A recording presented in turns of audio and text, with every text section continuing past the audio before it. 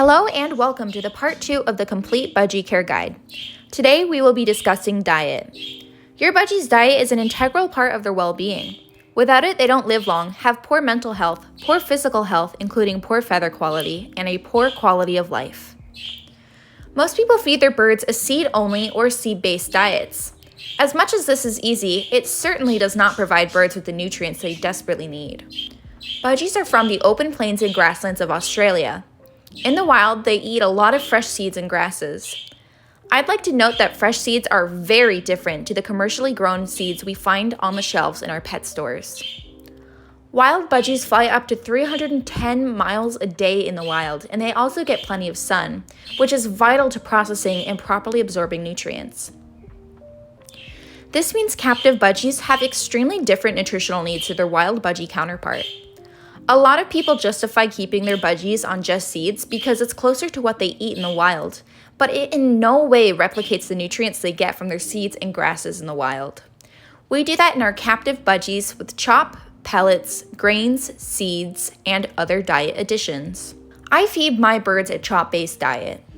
Chop is a mixture of different vegetables, grains, seeds, herbs, spices, and other add-ons such as coconut and bee pollen. I also like to add probiotics and enzymes to encourage good gut health. Chop should have 1 to 2 leafy greens, 2 to 3 orange vegetables, and 2 to 5 other vegetables. You want to cover every color of the rainbow in vegetables. For example, red bell pepper, raw sweet potato, yellow bell pepper, spinach, purple cauliflower, etc.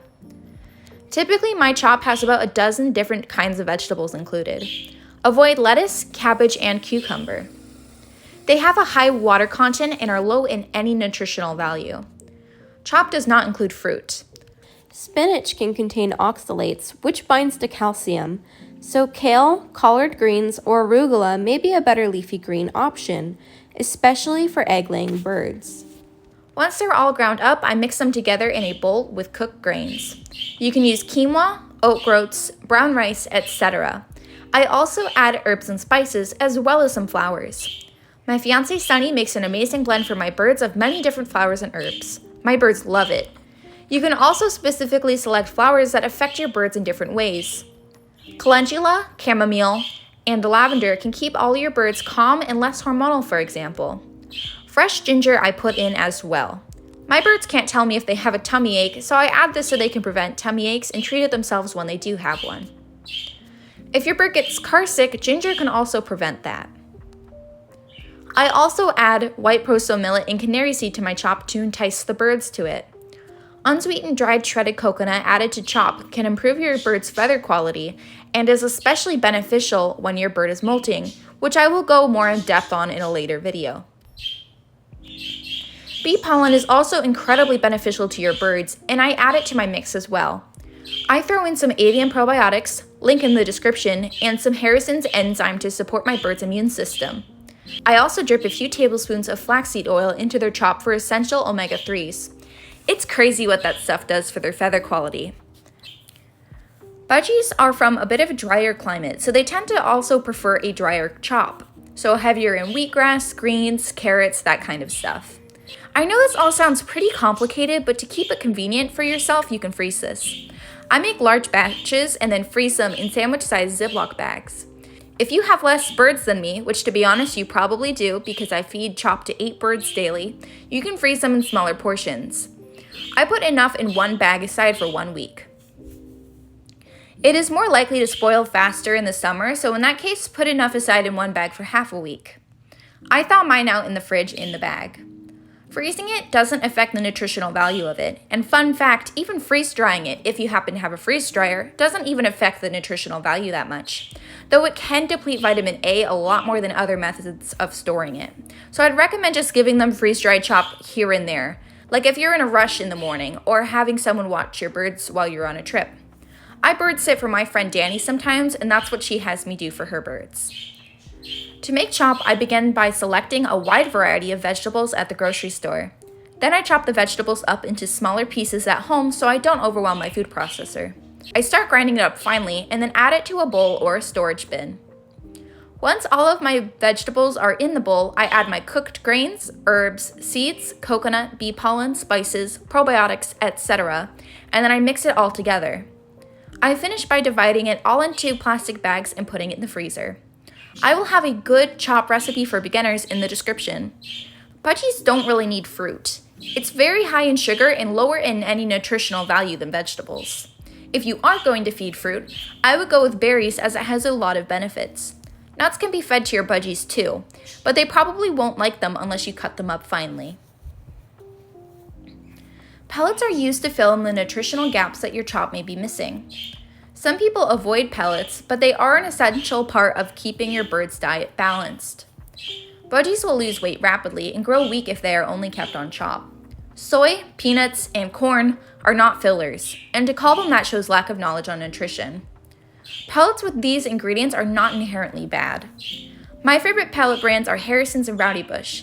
Being completely honest, as of now, they're the only two I would personally feed one of my birds.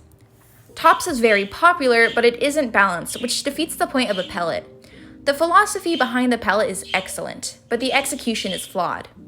Your bird can only eat a certain amount of food in one day, and they need to get a fixed percentage of nutrient content within that. What Tops does is use alfalfa to provide protein, and alfalfa is only about 12 to 15% protein, whereas other brands use soy, which is 35 to 45% protein, which means they need to have a large percentage of alfalfa to be part of the pellet in order to provide the protein necessary.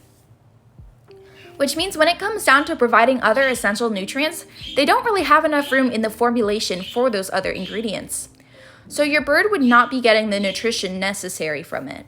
Picky birds tend to really like Rowdy Bush too, by the way. They're balanced and budgies do really well on them. I offer pellets and chop from 8 to 5 daily to my birds. Budgies should also get a cuddle bone for calcium, but make sure they get sunshine or access to a UVB/UVA lamp. Without it, they won't be able to properly process the calcium.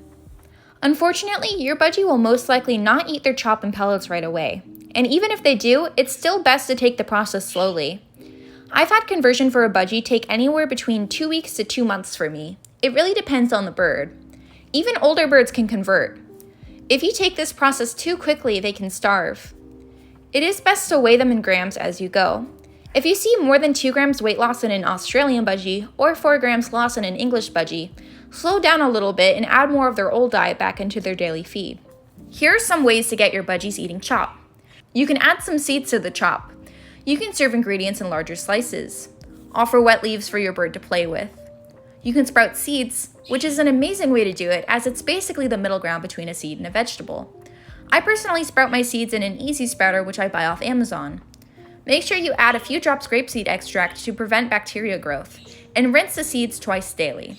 You can offer the seeds to your bird in different steps of the sprouting process and get them eating it slowly. Before you know it, they will be eating fully sprouted seeds.